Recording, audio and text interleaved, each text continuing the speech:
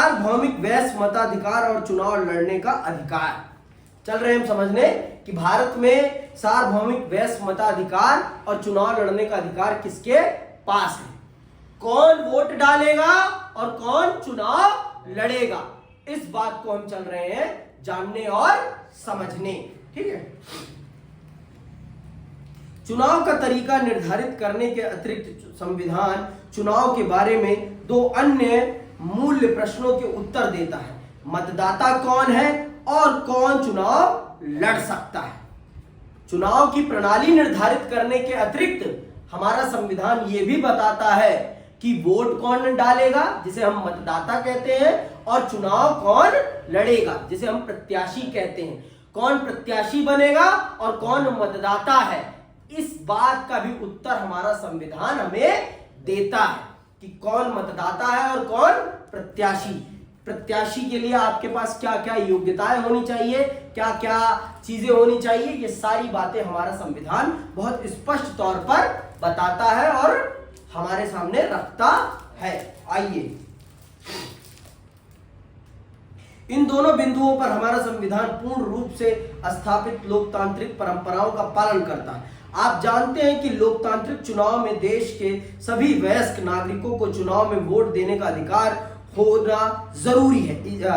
इसी को सार्वभौमिक वयस्क मताधिकार के नाम से जानते हैं। अनेक देशों में नागरिकों को इस अधिकार को प्राप्त करने के लिए अपने शासकों से बहुत लंबी लड़ाई लड़नी पड़ी। बहुत से देशों में तो महिलाओं को यह अधिकार काफी देर से और बड़े संघर्ष के बाद मिला। भारतीय संविधान निर्माताओं ने एक महत्वपूर्ण निर्णय के द्वारा प्रत्येक वयस्क भारतीय नागरिक को वोट देने का अधिकार प्रदान किया। देखो, दुनिया में बहुत सारे देशों में एक लंबे समय तक आम जनता को वोट डालने का अधिकार नहीं था। उन्हें संघर्ष करना पड़ा वोट डालने के अधिकार को प्राप्त करने के लिए, और महिलाओं को भी वोट डालने के अधिकार को प्राप्त करने के लिए बहुत लंबा संघर्ष करना पड़ा। लेकिन हम आजादी के तुरंत बाद ही हमने अपने देश के हर वयस्क नागरिक को वोट डालने का अधिकार दे दिया। भारतीय संविधान का केवल यही वो अनुच्छेद है जो बिना किसी बहस और चर्चा के पास होता है। समझ में आई बात? ये मैंने आपको जब भारतीय संविधान का अध्याय पढ़ा रहा था तब भी मैंने आपको बताया संविधान क्यों और कैसे वाला।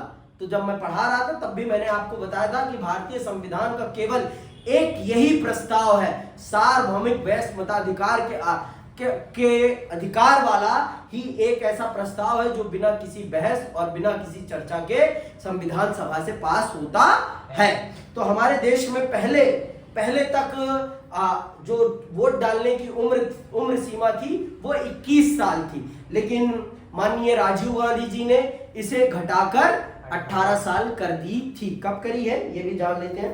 देखो, 1989 तक 21 वर्ष से ऊपर के भारतीयों को वयस्क भारतीय माना जाता था, लेकिन 1989 में संविधान के एक संशोधन के द्वारा इसे घटाकर 18 वर्ष कर दिया गया। वयस्क मताधिकार सभी नागरिकों को अपने प्रतिनिधियों की चयन प्रक्रिया में भाग लेने का अवसर प्रदान करता है। यह समानता और गैर भेदभाव के सिद्धांत के अनुरूप है, जिसका अध्ययन हमने अधिकारों वाले अध्याय में किया है। अनेक लोग पहले और आज भी ऐसा मानते हैं कि बिना शैक्षिक योग्यता के सभी को वोट देने का अधिकार देना सही निर्णय नहीं था, लेकिन हमारे संविधान निर्माताओं को सभी नागरिकों की योग्यता और महत्व में समान रूप से विश्वास था कि वे समाज, देश और अपने निर्वाचन क्षेत्र के हित के निर्णय ले सकते हैं। बहुत से लोगों का मानना था कि जो लोग अशिक्षित हैं उन्हें वोट डालने का अधिकार नहीं मिलना चाहिए। आज भी बहुत से लोग मानते हैं ये बात कि जो अशिक्षित लोग हैं उन्हें वोट डालने का अधिकार नहीं मिलना चाहिए। लेकिन मैं समझता हूं कि हर व्यक्ति को पता है कि क्या गड्ढा है और क्या सड़क है, सबको पता है। इतना कोई भी अंधा नहीं है कि उसे ये भी नहीं पता कि कौन सा कुआं है और कौन सा खाई है, सबको पता है। हर जिस व्यक्ति का मानसिक संतुलन ठीक है उसे स्पष्ट तौर पर पता है कि कौन सा कुआं है और कौन सा खाई है, कौन सी सड़क है और कौन सा नाला है, इतना सब जानते हैं कि नहीं जानते। और जिसे इतने की समझ है ना, वो वोट डालने के काबिल है, वो वोट डालने के काबिल है, उसे वोट डालने के काबिल माना जा सकता है। क्योंकि इंसान में इतनी ही काबिलियत होनी चाहिए वोट डालने के लिए। सबको पता है किसमें मेरा फायदा और किसमें मेरा नुकसान है। जिसको इतनी की समझ है ना, वो वोट डालने के लिए सक्षम है मेरे ख्याल से। और हमारे संविधान निर्माताओं के ख्याल से भी यही था कि हर नागरिक को वोट डालने का अधिकार मिलना चाहिए, चाहे वो शैक्षिक तौर पर शिक्षित हो या ना हो।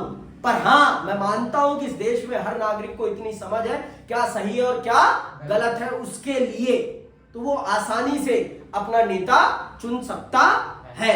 समझ में आई बात? तो इसी आधार पर हमारे देश के हर वयस्क नागरिक को वोट डालने का अधिकार दे दिया गया था, बिना किसी भेदभाव के।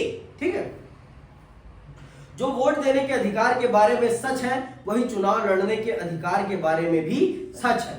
सभी नागरिकों को चुनाव में खड़े होने और जनता का प्रतिनिधि होने का अधिकार है। देश में हमारे कोई भी व्यक्ति हमारा प्रतिनिधि बन सकता है, पर वो भारत का नागरिक होना चाहिए, पर वो भारत का नागरिक होना चाहिए, इतनी सी शर्त है। समझ में आई बात? और उम्र है 25 वर्ष। अगर आप 25 वर्ष के हैं तो आप विधायक और सांसदी का चुनाव लड़ सकते हैं, विधायकी का और सांसदी का चुनाव लड़ सकते हैं। कितने वर्ष के होने चाहिए? 25 वर्ष के। सुनो अभी तो, लेकिन विभिन्न पदों पर चुनाव लड़ने की न्यूनतम आयु हरता भिन्न भिन्न होती है। उदाहरण के लिए लोकसभा या विधानसभा चुनाव में खड़े होने के लिए उम्मीदवार को कम से कम 25 वर्ष का होना चाहिए। कुछ और भी प्रतिबंध हैं, जैसे एक कानूनी प्रतिबंध यह है कि यदि किसी व्यक्ति को किसी अपराध के लिए 2 या 2 से अधिक वर्ष के लिए जेल हुई हो तो वह चुनाव लड़ने के योग्य नहीं है। अगर किसी भी व्यक्ति को किसी भी प्रकार के केस में 2 वर्ष से ज्यादा की सजा हो रखी है और वो जेल जा रखा है, तो वो फिर चुनाव कभी नहीं लड़ सकता पूरी जिंदगी में।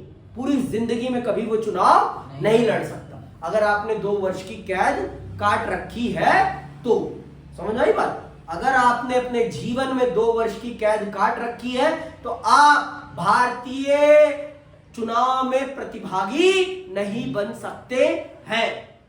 समझ में आई बात? और भारत की लोकसभा और भारत की विधानसभाओं में अगर आपको सांसद या विधायक बनना है तो आपकी उम्र कितनी होनी चाहिए?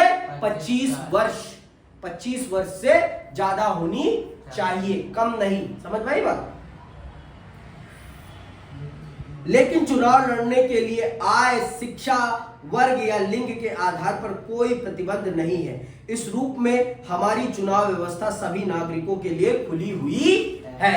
समझ में आई बात? तो इस प्रकार से हमारी चुनाव व्यवस्था सभी के लिए खुली हुई है।